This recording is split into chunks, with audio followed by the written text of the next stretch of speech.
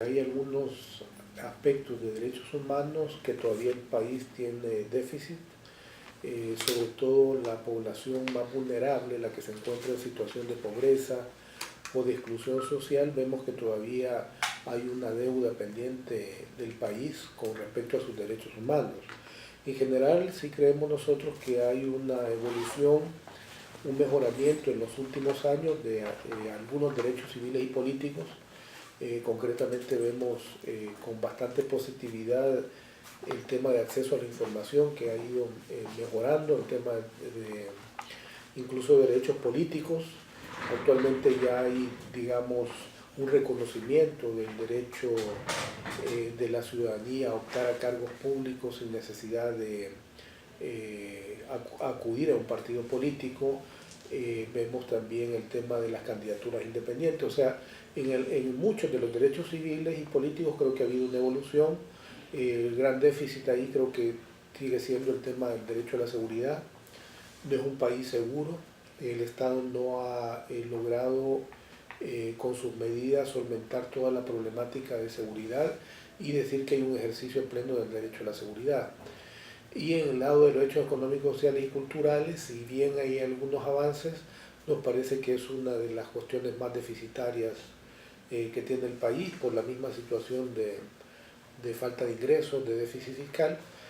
Ha habido mejoramientos en algunas áreas de derechos económicos, sociales y culturales. Creo que hay una mayor conciencia del tema derecho ambiental, pero El Salvador es de los países en América Latina y el mundo con más degradación ambiental. El tema laboral también todavía es, si bien hay una mejora en los últimos años en el sector público, no existen mecanismos de exigibilidad de los derechos económicos, sociales y culturales.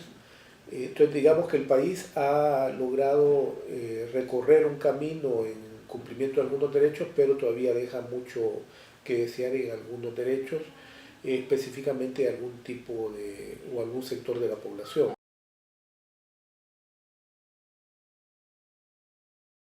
Uno de los factores, en el caso de los derechos económicos, sociales y culturales, son derechos que ameritan una acción, una inversión por parte del Estado, ya que en el tema de salud, por ejemplo, tener infraestructura, personal suficiente, adecuado, capacitado, contar con medicinas. Lo mismo pasa en el derecho a la educación con la infraestructura de las escuelas. Entonces, el principal factor es el tema financiero, es decir, que el Estado tendría que tener suficientes ingresos para resolver la obligación que tiene respecto a estos derechos. Ese es un factor, creo que condicionante y limitante.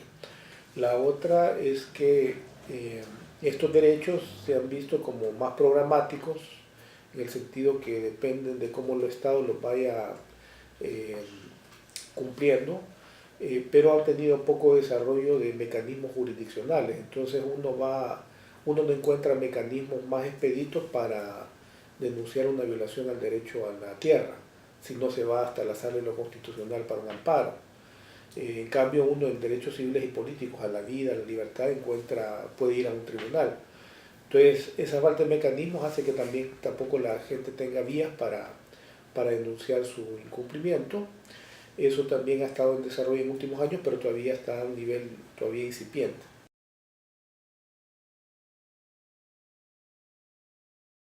El sistema judicial tiene un déficit. Yo digo que es un déficit que viene del conflicto armado. El sistema judicial durante el conflicto armado fue cómplice de muchas violaciones de derechos humanos. Si bien se ha desarrollado después de los acuerdos de paz, todavía creemos que hay un gran nivel de impunidad en este país. Alrededor de 2 a 3% son el porcentaje de casos resueltos que llegan al sistema judicial. O sea, hay un nivel de impunidad bien grande. Entonces ahí hay una corresponsabilidad no solo de la Fiscalía, sino que estamos hablando de Policía, Fiscalía, estamos hablando de la Procuraduría General de la República y de los jueces, de las cámaras, etc. Entonces encontramos todavía que el órgano judicial falta mejorar en eficacia, ya que muchos de los casos que llegan al sistema judicial no son resueltos y quedan, como le digo, en impunidad. Ahí el papel del fiscal es muy importante, sobre todo en el sistema penal. Necesita, igual que los jueces, que sean independientes e imparciales.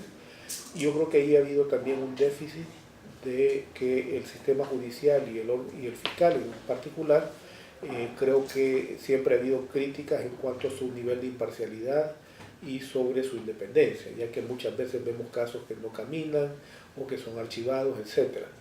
Entonces por ahí creo yo que el sistema judicial todavía no logra el pleno desarrollo como para decir que es el órgano que debe garantizar los derechos humanos de la población. Dicen que la justicia solo muerde al descalzo, ¿verdad? Entonces ese siempre es un problema del sistema judicial, que sea igual para todos. Ese es un reto que tenemos porque lamentablemente en la práctica no es así.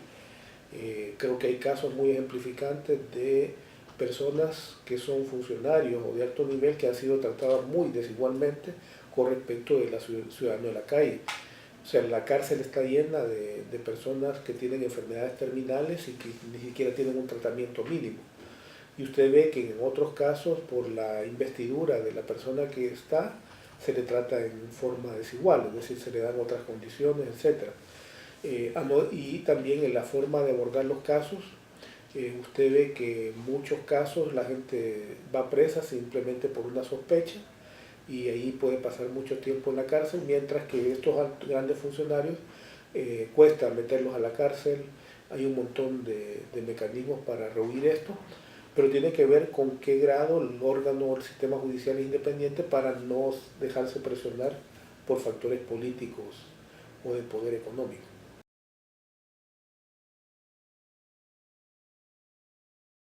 La transparencia, digamos, lo consideramos un principio, un valor que consiste básicamente en la apertura de las instituciones a la rendición de cuentas, a mostrar la información que tengan, a no esconder nada. Entonces, ese valor de transparencia, ese principio que tiene que ver con varios elementos, solo puede existir en una sociedad que sea democrática. Las sociedades que no son democráticas, sino que verticales, generalmente son oscuras, no dan información, no rinden cuentas, etc. Entonces es un indicador importante del tema de transparencia si estamos en una sociedad democrática. Y en la medida que este valor de transparencia se desarrolla, la gente tiene más oportunidades de defender los demás derechos humanos. O sea, es una herramienta básica la transparencia.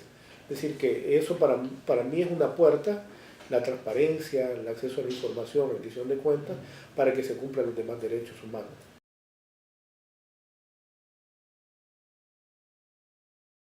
El tema de comunicaciones es una parte importante de lo que estamos hablando, casi más ligado al acceso a la información, porque se suele creer que el acceso a la información solo es buscar información, pero también tiene que ver con la libertad de prensa, es decir, la libertad de buscar, recibir la información y difundirla. Y en este tema hemos visto que hay problemas, obstáculos, por ejemplo, que no hay un acceso a los medios de comunicación. Básicamente hay un monopolio, generalmente de medios de comunicación, y entre menos esté democratizados los medios de comunicación, no hay pluralidad informativa. Eso quiere decir que si hay demasiado monopolio, generalmente la difusión a la población radica en un solo punto de vista, no en varios puntos de vista. Entonces la gente necesita pluralidad informativa como para tener mayor criterio y no solo orientada sobre el punto de vista solo de un medio de comunicación. Por lo tanto, el tema de comunicaciones, de democratización de las comunicaciones, de respeto a la libertad de expresión y a la libertad de prensa son herramientas básicas también para ir empujando la transparencia.